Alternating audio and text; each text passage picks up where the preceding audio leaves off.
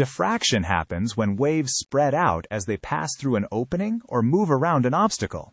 This spreading is most noticeable when the size of the opening is about the same as the wavelength of the wave. If the gap is much wider than the wavelength, the waves continue mostly straight with only a little spreading, like in the top diagram. But when the gap is narrow, close to the wavelength size, the waves spread out much more, as shown in the bottom diagram. This concept helps us understand how waves behave in different situations, especially when they encounter barriers or slits.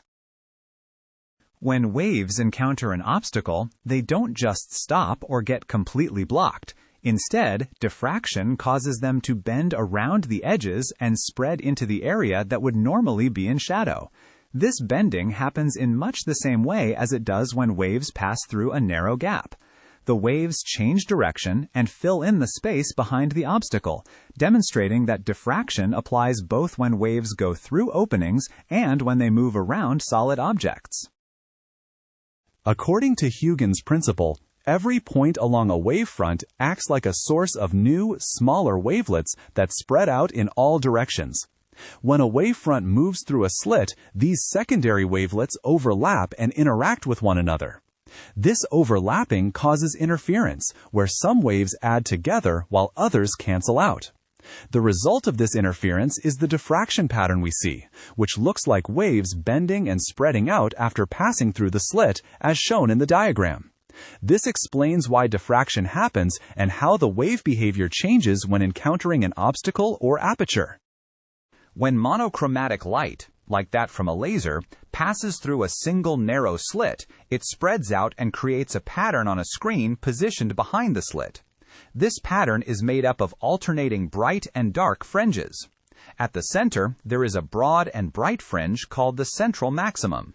On either side of this central bright spot, you'll see smaller, dimmer, and narrower bright fringes known as secondary maxima.